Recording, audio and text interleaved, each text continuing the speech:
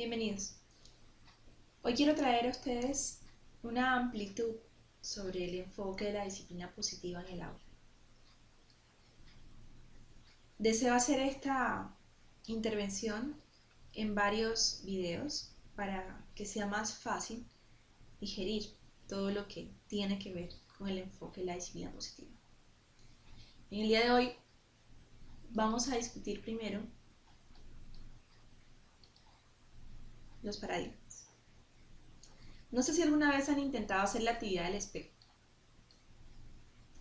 La actividad del espejo tiene que ver con poderme observar durante un espacio de tiempo, 3 minutos, 2 minutos. Observar todas esas características que pertenecen a nosotros, lo que nos hace únicos, y escribirlas en un papel. Al lado de estas características, escribir qué pensamos de cada una de ellas, cómo nos vemos en el reflejo del espejo. ¿Es algo que nos gusta ver? ¿Es algo que no nos gusta ver? Tal vez existen características que no habíamos notado que existían, porque muchas veces no nos tomamos el tiempo para nosotros mismos. Una vez que están anotadas allí esas características y eso que pensamos de esas características, entonces podemos hacer una reflexión sobre cuáles son los paradigmas que tenemos de nosotros mismos y del mundo alrededor de nosotros. Ese diría yo que es el primer comienzo para poder empezar a imaginar cómo son los paradigmas educativos y cuál es la necesidad de un cambio de paradigmas educativos que esté más enfocado hacia una disciplina positiva. La disciplina positiva, o bueno, empecemos desde el principio, la disciplina. La disciplina es un término que suena fuerte, es un término que lleva orden, que lleva coerción tal vez, que lleva fuerza. Pero, ¿cómo educamos? ¿Cómo disciplinamos como padres o como educadores a nuestros niños de hoy? Nuestros niños de hoy son niños del siglo XXI, educados por docentes del siglo XX, basados en una metodología de educación del siglo XIX. Reflexionemos al respecto. ¿Cómo estamos educando a nuestros niños?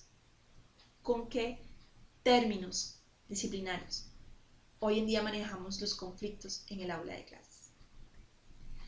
Los paradigmas tienen que ver con la actitud. Son percepciones sobre la naturaleza de las cosas y los sucesos a nuestro alrededor. Los construimos a partir de los marcos de referencia, las creencias que hemos formado a través de la vida, esos filtros personales que vamos inconscientemente instalando en nuestro cerebro y que de una u otra manera controlan nuestra actitud y comportamiento frente a la vida. La actitud marca la diferencia. En ocasiones nos preguntamos quiénes somos, por qué somos así, qué hace que tomemos ciertas decisiones o actuemos de cierta manera. No sé si alguna vez se lo han reflexionado. Y aunque la mayoría de nosotros tenemos paradigmas, casi siempre estos se forman de manera involuntaria debido al acondicionamiento social al que hemos sido expuestos desde niños. Incluso podríamos decir que en ocasiones replicamos las costumbres y hábitos de la comunidad en la que nos desenvolvemos. El juicio es la principal razón por la que nos sumergimos en nuestros paradigmas. Nos apegamos tanto a la forma en la que estamos acostumbrados a ver las cosas que, sí, como dice allí, forzadamente creemos que las demás personas deben actuar en la vida de esa manera. Y por eso encontramos niños frustrados, adultos frustrados, porque hemos convertido o hemos metido en una camisa de fuerza la forma en la que vemos la vida. y cada uno a su manera siente que tiene la verdad sobre el mundo.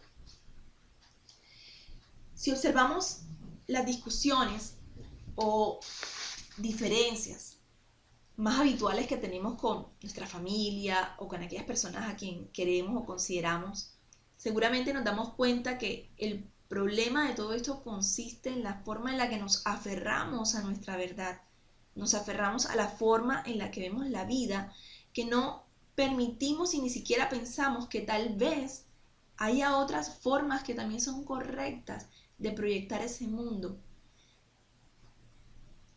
Y entonces perdemos, digamos que el horizonte y no nos damos cuenta que la vida realmente es más sencilla cuando aprendemos a comprender las diferencias. Cuando entendemos que toda circunstancia es una oportunidad más de aprendizaje, buena o mala. Toda circunstancia, buena o mala, siempre será una oportunidad de aprendizaje.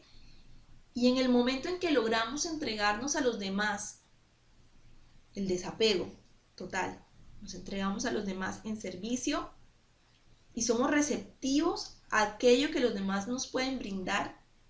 Y cuando hablo de los demás, no solamente hablo del contexto social, sino también de la naturaleza misma.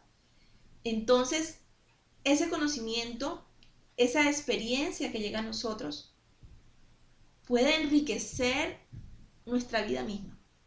Entonces, aquí lo importante es cómo encontramos la manera de cambiar nuestros paradigmas y ser más, tener una apertura a lo que el mundo nos puede brindar.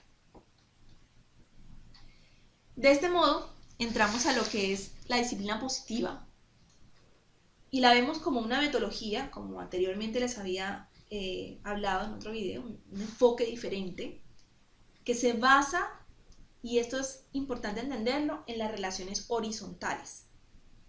Relaciones horizontales positivas entre los adultos y los niños, totalmente llenas de respeto sobre la dignidad humana, donde haya una consideración de entendimiento y comprensión sobre las situaciones, las emociones y la vida de aquel ser que estamos queriendo educar. La disciplina positiva, pues, está basada en la aplicación de la teoría de la psicología individual de Alfred Adler y viene a nosotros en los años 80 a través de Jane Nelson. ¿Por qué aplicamos disciplina positiva en el aula? Porque hoy en día estamos tratando de hacer un cambio de paradigma educativo. Esto es porque hemos observado que la vida en la educación se mueve entre el premio y el castigo. Te portas bien, te premio; te portas mal, te castigo. ¿En qué momento, entre el premio y el castigo, nosotros le brindamos las herramientas necesarias al niño para que el niño pueda no volverse a equivocar otra vez? O si lo hace, lo haga de la manera más acertada, aunque esto suene un poco loco. Entonces, cuando observamos la aplicación de la disciplina positiva, nos damos cuenta que hay una reducción de las conductas disruptivas. ¿Por qué? Porque si el niño no se siente mal, el niño no tiene necesidad de portarse mal. Aumenta la autoestima. Claro, un niño que tiene mayor claridad sobre su ser, sobre el autorreconocimiento, sobre la autorregulación de sus emociones, sobre quién es él, es un niño más empoderado de esas mismas emociones, de su mismo ser, y por ende es un niño que va a aprender a regular su conducta, no solo en el salón de clase, no solamente en la convivencia en la escuela, sino en su convivencia en general.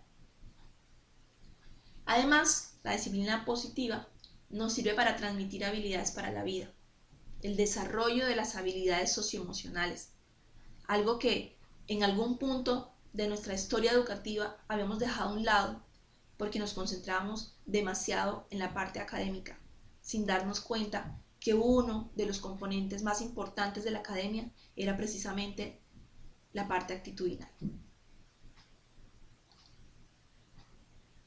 Entonces hablamos de un nuevo paradigma educativo, donde queremos brindarle a nuestros estudiantes pautas de vida, a través de la comprensión y la valoración de sus diferencias. Entender que todos somos diferentes, pero que de cada uno podemos aprender. Que en la vida todo sucede y todo pasa. Que estamos en un constante cambio. Y tenemos que brindarles a ellos el poder para entender que si estamos en una circunstancia equivocada, en una situación negativa de nuestra vida, esta situación no va a ser una constante, sino que ellos deben tener la fortaleza, las herramientas necesarias para moverse de esa situación negativa hacia una situación positiva, una situación más acorde con aquello que queremos formar. Motivar la necesidad del autoconocimiento, como les decía, de la autorregulación, que ellos puedan tener las herramientas esenciales para construir su proyecto de vida de la forma más eficiente para sus vidas. Es decir, poder construir una mejor versión de sí mismos. ¿Cómo podemos hacer esto? Pues debemos dejar de enfocarnos tanto en los problemas y más bien enfocarnos en la solución de estos problemas. No hablar de castigos, hablar de educación. Debemos comprender que no hay niños malos, sino malos comportamientos. Antes de abrumarlos con reproches, con castigos, como les decía, con reprensiones, debemos practicar ser más reflexivos y que ellos puedan tener una comprensión más alta de lo que es el deber ser de las cosas. La disciplina se aprende con amabilidad y respeto. Así es como debe ser entendida. No se trata de no fijar límites, sino que estos límites sean consistentes. Y debemos en todo momento actuar con positivismo, dejar el negativismo a un lado y a través de estos espacios generadores de positivismo poder llevar a nuestros niños a la comprensión de que estamos tratando de educarlos para que sean seres humanos con una proyección más amable de ellos mismos. Gracias.